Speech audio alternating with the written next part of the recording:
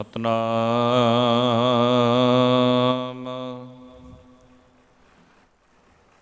ਧੰਨ ਵਾਹਿਗੁਰੂ ਸਾਹਿਬ ਜੀਓ।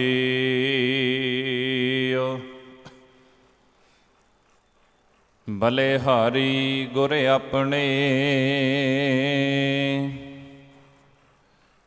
ਦਿਓਹਾੜੀ ਸਦਵਾਰ। ਜਿਨ ਮਾਨਸ ਤੇ ਦੇਵਤੇ ਕੀਏ, ਕਰਤ ਨ ਲਾਗੀ ਬਾਰ। ਜੇ ਸੌ ਚੰਦਾ ਉਗਵਹੇ, ਸੂਰਜ ਚੜ੍ਹੇ ਹਜ਼ਾਰ। ਏਤੇ ਚਾਨਣ ਹੁੰਦਿਆਂ, ਗੁਰ ਬਿਨ ਘੋਰ ਅੰਧਾਰ।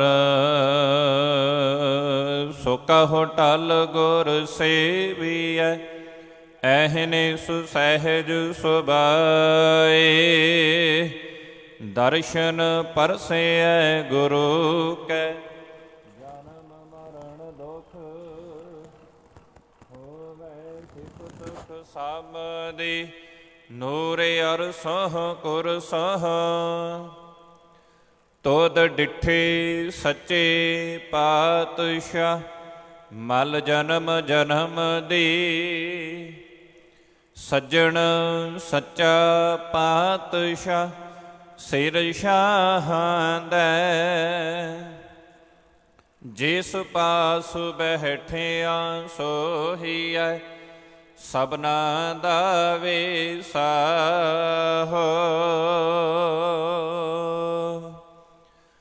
ਸਤਨਾਮ ਵਾਹਿਗੁਰੂ ਸਾਹਿਬ ਜੀਓ। ਸ਼ਲੋਕ ਮਹੱਲਾ ਤੀਜਾ। ਬਿਨ ਸਤਿਗੁਰ ਸੇਵੇ, ਜੀ ਕੇ ਬੰਧਨਾ। ਵਿੱਚ ਹਉਮੈ ਕਰਮ ਕਮਾਹੇ, ਬਿਨ ਸਤਿਗੁਰ ਸੇਵੇ ਠਾਉਰ ਨਾ ਪਾਵਹੇ। ਮਰ ਜੰਮਹਿ ਆਵਹਿ ਜਾਹੇ, ਬਿਨ ਸਤਿਗੁਰ ਸੇਵੇ ਜੀ ਕੇ ਬੰਧਨਾ। ਵਿੱਚ ਹਉਮੈ ਕਰਮ ਕਮਾਹੇ, ਬਿਨ ਸਤਿਗੁਰ ਸੇਵੇ ਠਾਉਰ ਨਾ ਪਾਵਹੇ। ਮਰ ਜੰਮਹਿ ਆਵਹਿ ਜਾਹੇ, ਬਿਨ ਸਤਿਗੁਰ ਸੇਵੇ ਫਿੱਕਾ ਬੋਲਣਾ। ਨਾਮ ਨ ਵਸੈ ਮਨ ਮਾਹੇ, ਨਾਨਕ ਬਿਨ ਸਤਿਗੁਰ ਸੇਵੇ ਜਾਮਪੁਰ ਬੱਧੇ ਮਾਰੀਅਨ। ਮੋਹਿ ਕਾਲੈ ਉਠ ਜਾਹੇ। ਮਹੱਲਾ ਪਹਿਲਾ। ਜਾਲੋ ਐਸੀ ਰੀਤ, ਜਿਤ ਮੈਂ ਪਿਆਰਾ ਵਿਸਰੈ। ਨਾਨਕ ਸਾਈ ਭਲੀ ਪ੍ਰੀਤ, ਜਿਤ ਸਾਹਿਬ ਸੇਤੀ ਪਤ ਰਹੈ ਪੌੜੀ। ਹਰ ਇੱਕੋ ਦਾਤਾ ਸੇਵੀਐ, ਹਰ ਇੱਕ ਧਿਆਈਐ। ਹਰ ਇੱਕੋ ਦਾਤਾ ਮੰਗੀਐ, ਮਨ ਚਿੰਦਿਆ ਪਾਈਐ। ਜੇ ਦੂਜੇ ਪਾਸੋਂ ਮੰਗੀਐ, ਤਾਂ ਲਾਜ ਮਰਾਈਐ। ਜਿਨ ਸੇਵਿਆ ਤਿਨ ਫਲ ਪਾਇਆ, ਤਿਸ ਜਨ ਕੀ ਸਭ ਭੁੱਖ ਗਵਾਈਐ। ਨਾਨਕ ਤਿਨ ਵਿਟਹੁ ਵਾਰਿਆ, ਜਿਨ ਅਨ ਦੇਨ ਹਿਰਦੈ ਹਰਿ ਨਾਮ ਧਿਆਈਐ। ਜਿਨ ਸੇਵਿਆ ਤਿਨ ਫਲ ਪਾਇਆ, ਤਿਸ ਜਨ ਕੀ ਸਭ ਭੁੱਖ ਗਵਾਈਐ। ਨਾਨਕ ਤਿਨ ਵਿਟਹੁ ਵਾਰਿਆ, ਜਿਨ ਅਨ ਦਿਨ ਹਿਰਦੈ ਹਰਿ ਨਾਮ ਧਿਆਈਐ। ਵਾਹਿਗੁਰੂ ਜੀ ਕਾ ਖਾਲਸਾ, ਵਾਹਿਗੁਰੂ ਜੀ ਕੀ ਫਤਿਹ। ਸਤਨਾਮ। ਧੰਨ ਵਾਹਿਗੁਰੂ ਸਾਹਿਬ ਜੀ।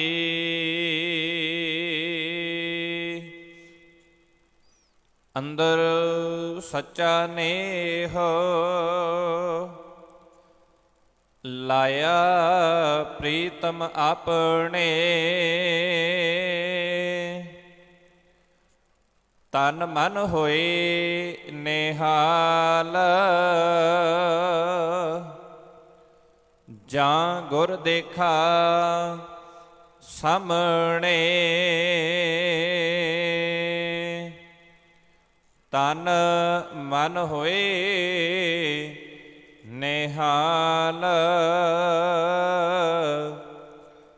ਜਾਂ ਗੁਰ ਦੇਖਾ ਸਾਹਮਣੇ। ਸਤਨਾਮ।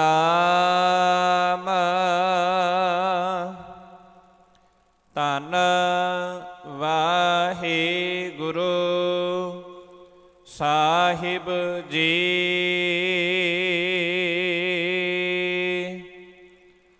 ਹੇ ਲੋਭਾ ਲੰਪਟ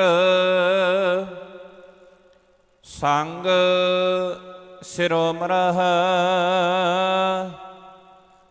ਅਨਕ ਲਹਿਰੀ ਕਲੋਲਤੇ।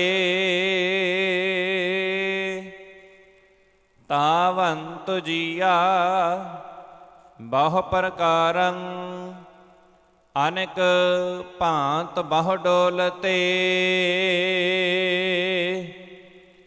ਹੇ ਲੋਭਾ ਲੰਪਟ ਸੰਗ ਸਿਰ ਮੋਰਹਿ, ਅਨਕ ਲਹਿਰੀ ਕਲੋਲਤੇ। ਤਾਵੰਤ ਜੀਆ ਬਹੁ ਪ੍ਰਕਾਰੰ, ਅਨਕ ਭਾਂਤ ਬਹੁ ਡੋਲਤੇ। ਨਾਚ ਮਿਤਰੰ ਨਾਚ ਇਸ਼ਟੰ, ਨਾਚ ਬਾਂਧਵ ਨਾਚ ਮਾਤ ਪਿਤਾ ਤਵ ਲੱਜਿਆ। ਆਕਰਣੰ ਕਰੋਤ ਆਖਾਦਿਅੰ ਖਾਦਿਅੰ, ਆਸਾਜਿਅੰ ਸਾਜ ਸਮਝਿਆ। ਤਰਾਹੇ ਤਰਾਹੇ ਸ਼ਰਨ ਸੁਆਮੀ, ਵਿਗਿਆਪਤ ਨਾਨਕ ਹਰ ਨਰ ਹਰਹ। ਹੇ ਜਨਮ ਮਰਨ ਮੂਲੰ ਅਹੰਕਾਰੰ ਪਾਪਾਤਮਾ। ਮਿਤਰੰ ਤਜੰਤ ਸਤਰੰ ਦ੍ਰਿੜੰਤ, ਅਨਿਕ ਮਾਇਆ ਬਿਸ ਤੀਰ ਨਹਿ। ਆਵੰਤ ਜਾਵੰਤ ਥਕੰਤ ਜੀਆ, ਦੁਖ ਸੁਖ ਬਹੁ ਭੋਗਣੈ। ਭ੍ਰਮ ਭਿਆਨ ਉਦਿਆਨ ਰਮਣੰ, ਮਹਾ ਬਿਕਟ ਅਸਾਧ ਰੋਗਣੈ। ਵੈਦਯੰ ਪਾਰ ਬ੍ਰਹਮ ਪਰਮੇਸ਼ਵਰ, ਆਰਾਧ ਨਾਨਕ ਹਰ ਹਰ ਹਰੇ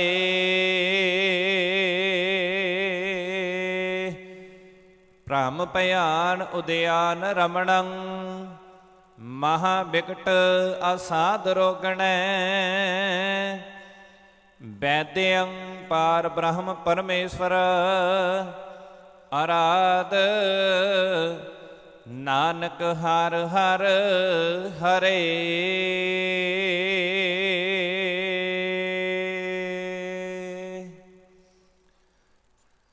ਚਬਰ ਛਤਰ ਤਖਤ ਦੇ ਮਾਲਕ ਵਾਲੀਏ ਕੁਲ ਆਲਮ ਜੁਗਹ ਜੁਗ ਅਟਲ ਸ਼ਬਦ ਗੁਰੂ ਧੰਨ ਧੰਨ ਸਤਿਗੁਰੂ ਸ਼੍ਰੀ ਗੁਰੂ ਗ੍ਰੰਥ ਸਾਹਿਬ ਦਾਤਾਰ ਪਿਤਾ ਜੀਆਂ ਦੀ ਪਾਵਨ ਪਵਿੱਤਰ ਹਜ਼ੂਰੀ ਦੇ ਅੰਦਰ ਸੁਭਾਈਮਾਨ ਸਤਿਕਾਰਯੋਗ ਸਤ ਸੰਗੀ ਜਨੋ ਵਡਭਾਗੇ ਹਾਂ। ਮਾਲਕ ਜੀਆਂ ਦੀ ਅਪਾਰ ਰਹਿਮਤ ਬਖਸ਼ਿਸ਼ ਕਿਰਪਾ ਦੇ ਸਦਕਾ ਸਤਿਗੁਰੂ ਜੀਆਂ ਦੀ ਸਜੇ ਹੋਏ ਅੰਮ੍ਰਿਤ ਵੇਲੇ ਦੇ ਦੀਵਾਨਾਂ ਅੰਦਰ ਪਾਵਨ ਦਰਬਾਰ ਵਿਖੇ ਹਾਜ਼ਰੀਆਂ ਭਰਨ ਦਾ ਸੁਭਾਗ ਸਮਾਂ ਪ੍ਰਾਪਤ ਹੋਇਆ ਹੈ। ਆਓ ਪਾਵਨ ਅਸਥਾਨ ਤੋਂ ਚੱਲ ਰਹੀ ਗੁਰਬਾਣੀ ਦੀ ਲੜੀਵਾਰ ਵਿਚਾਰ ਦੇ ਨਾਲ ਜੁੜਨ ਦਾ ਯਤਨ ਕਰੀਏ ਜੀ। ਵਿਚਾਰਾਂ ਦੀ ਆਰੰਭਤਾ ਤੋਂ ਪਹਿਲਾਂ ਮਨ ਬਿਰਤੀਆਂ ਨੂੰ ਸਤਿਗੁਰੂ ਸਾਹਿਬ ਜੀਆਂ ਦੇ ਚਰਨਾਂ ਵਿੱਚ ਇਕਾਗਰਚਿਤ ਕਰਦਿਆਂ ਹੋਇਆਂ ਅਦਬੋ ਸਤਿਕਾਰ ਸਹਿਤ ਕਹੋ ਜੀ ਵਾਹਿਗੁਰੂ ਜੀ ਕਾ ਖਾਲਸਾ ਵਾਹਿਗੁਰੂ ਜੀ ਕੀ ਫਤਿਹ।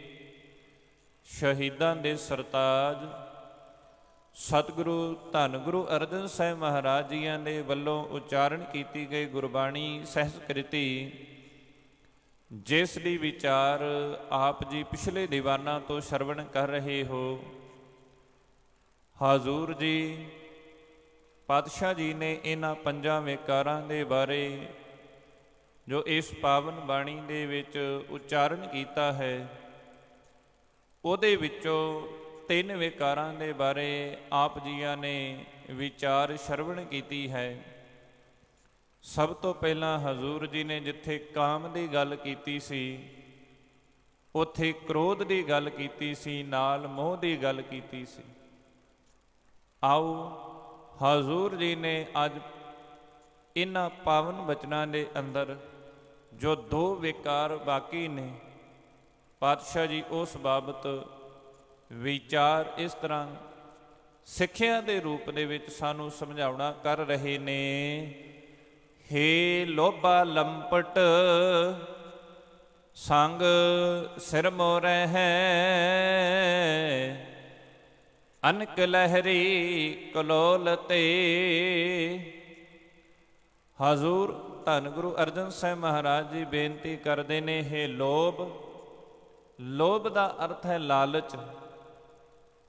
ਸਤਿਗੁਰੂ ਜੀ ਕਹਿੰਦੇ ਵੇਖੋ ਇਨਸਾਨ ਲੋਭ ਦੇ ਵਿੱਚ ਫਸ ਕੇ ਲਾਲਚ ਦੇ ਵਿੱਚ ਫਸ ਕੇ ਕਹਿੰਦੇ ਆਪਣੇ ਇਸ਼ਟ ਨੂੰ ਆਪਣੇ ਅਸਲੇ ਤੋਂ ਹੀ ਭੁੱਲ ਜਾਂਦਾ ਹੈ। ਸੰਗ ਸਿਰਮੋਰੈ ਹਜ਼ੂਰ ਜੀ ਕਹਿੰਦੇ ਭਾਈ ਇਹ ਲੋਭ ਨੂੰ ਇਹ ਲਾਲਚ ਨੂੰ ਸ਼੍ਰੋਮਣ ਕਰਕੇ ਗਿਣਿਆ ਗਿਆ ਹੈ, ਉੱਚਾ ਕਰਕੇ ਗਿਣਿਆ ਗਿਆ। ਅਨਕ ਲਹਿਰੇ ਕਲੋਲ ਤੇ ਕਹਿੰਦੇ ਜਿਹਦੇ ਵਿੱਚ ਲੋਭ ਹੈ ਜਿਹਦੇ ਵਿੱਚ ਲਾਲਚ ਹੈ ਕਹਿੰਦੇ ਲਾਲਚ ਦੇ ਵਿੱਚ ਆ ਕੇ ਲਾਲਚ ਦੇ ਵਿੱਚ ਫਸਿਆ ਹੋਇਆ ਇਨਸਾਨ ਕਈ ਤਰ੍ਹਾਂ ਦੇ ਜ਼ਿੰਦਗੀ ਦੇ ਵਿੱਚ ਕਲੋਲ ਕਰਦਾ ਹੈ।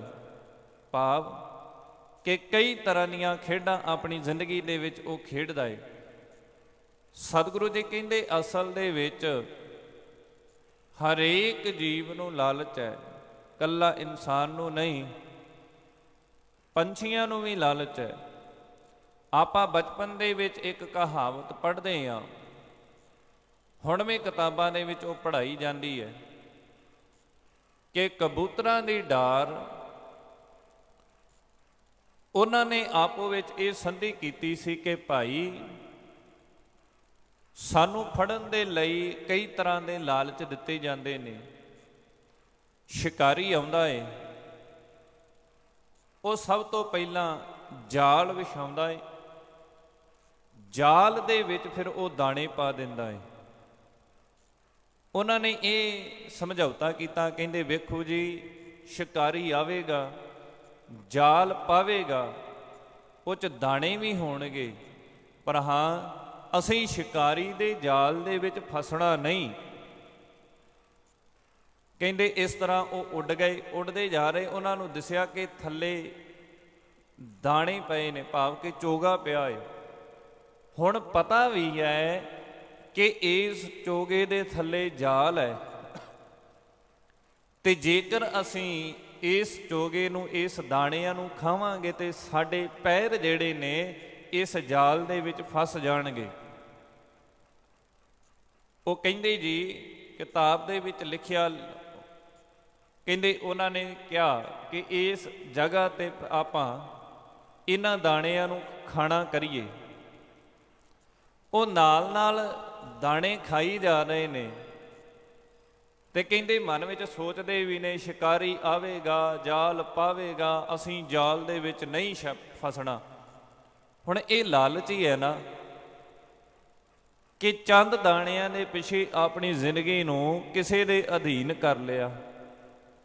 ਹਜ਼ੂਰ ਜੀ ਕਹਿੰਦੇ ਇਸੇ ਤਰ੍ਹਾਂ ਇਨਸਾਨ ਹੈ, ਦਿਨੇ ਸੋਚਦਾ ਹੈ ਕਿ ਭਾਈ ਅੱਜ ਲਾਲਚ ਨਹੀਂ ਕਰਨਾ, ਅੱਜ ਕਿਸੇ ਦੇ ਪਾਸੋਂ ਰਿਸ਼ਵਤ ਨਹੀਂ ਲੈਣੀ, ਅੱਜ ਕਿਸੇ ਦੇ ਨਾਲ ਧੱਕਾ ਨਹੀਂ ਕਰਨਾ, ਹੱਕ ਦੀ ਖਾਵਾਂਗੇ। ਕਹਿੰਦੇ ਪਰ ਹਾਂ ਜਿਸ ਟਾਈਮ ਦੇ ਉੱਤੇ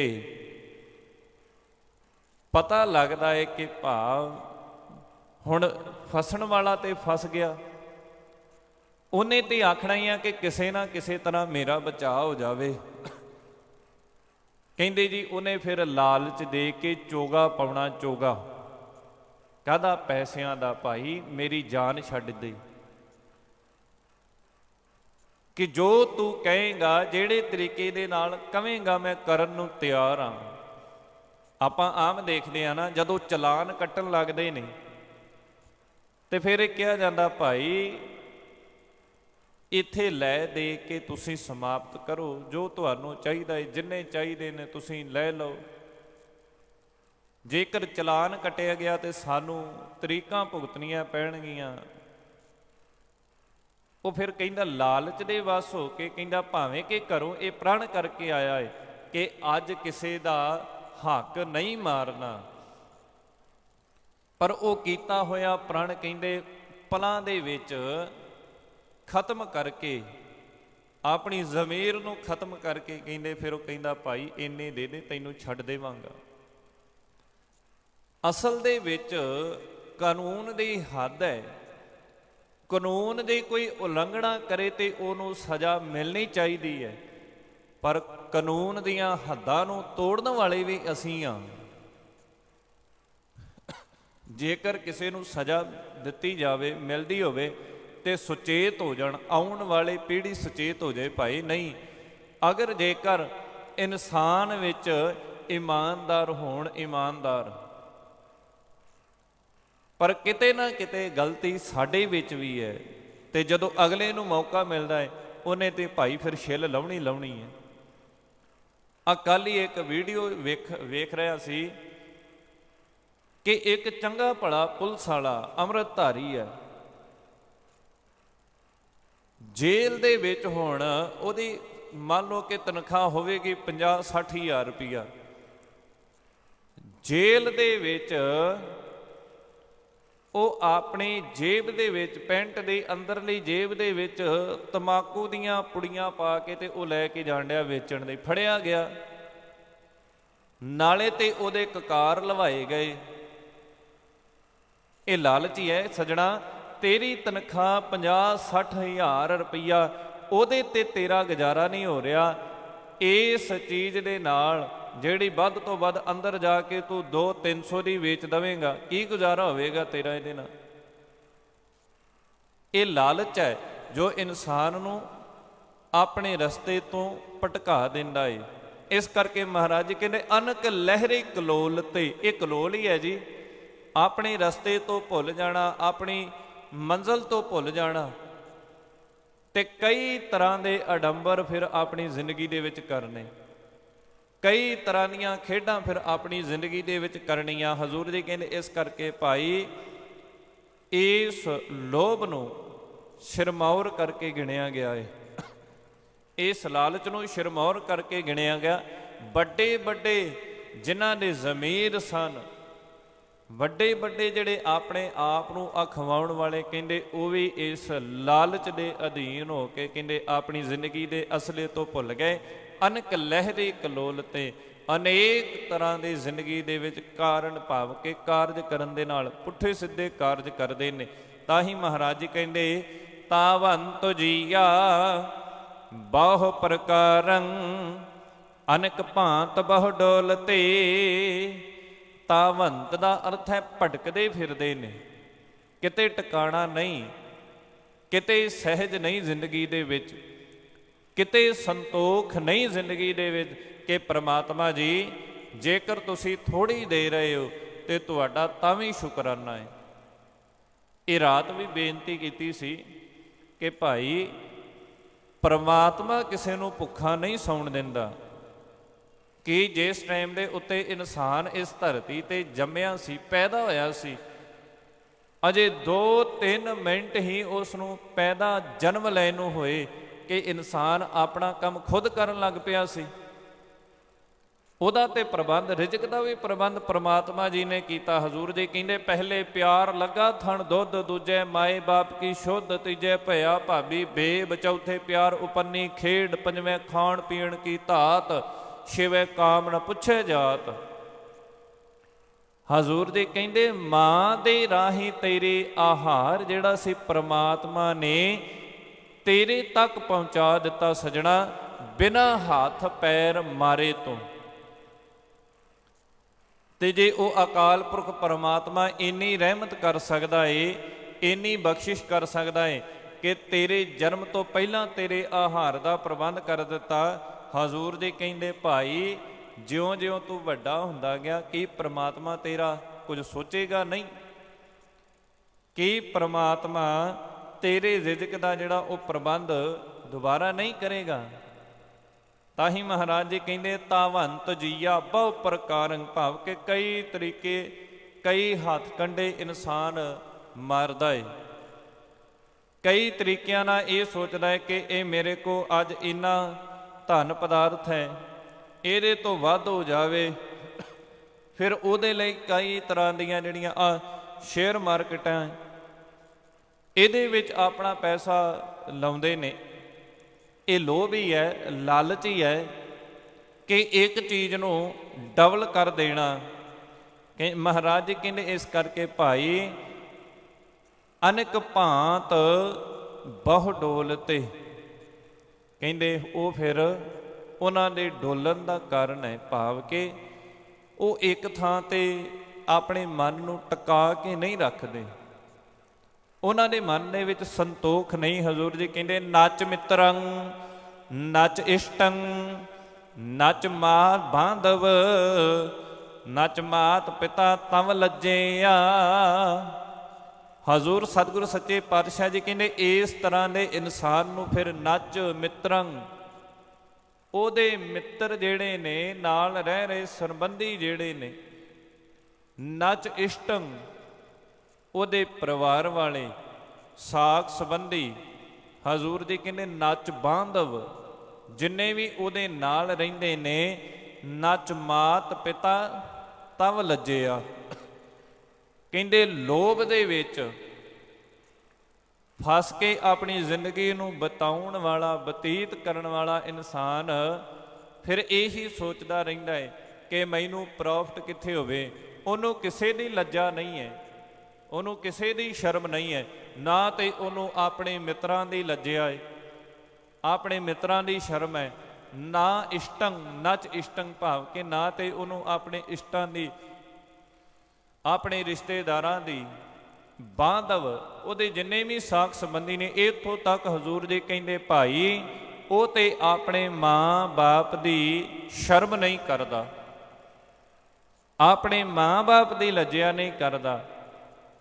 ਉਹਨੂੰ ਤੇ ਸਿਰਫ ਇੰਨਾ ਹੈ ਕਿ ਕਿਤੇ ਨਾ ਕਿਤੇ ਜੋ ਮੇਰਾ ਸਵਾਰਥ ਹੈ ਉਹ ਪੂਰਾ ਹੋਵੇ।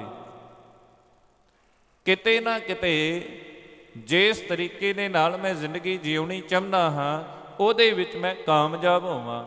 ਤਾਂ ਹੀ ਮਹਾਰਾਜ ਜੀ ਕਹਿੰਦੇ ਭਾਵ ਕਿ ਨਾ ਤੈਨੂੰ ਮਾਂ ਪਿਓ ਦੀ ਲੱਜਿਆ ਹੈ, ਨਾ ਭਰਾਵਾਂ ਦੀ ਲੱਜਿਆ ਹੈ, ਨਾ ਰਿਸ਼ਤੇਦਾਰਾਂ ਦੀ, ਤੈਨੂੰ ਤੇ ਇਹ ਹੈ ਕਿ ਮੈਂ ਆਪਣਾ ਸਵਾਰਥ ਕਿਸ ਤਰ੍ਹਾਂ ਤੇ ਕਿੰਨੇ ਟਾਈਮ ਦੇ ਵਿੱਚ ਕੱਢਣਾ ਹੈ। ਆ ਕਰਣੰ ਕਰੋਤ, ਆ ਖਾਦਿਅੰ ਖਾਦਿਅੰ, ਆ ਸਾਜਿਅੰ ਸਾਜ ਸਮਝਿਆ।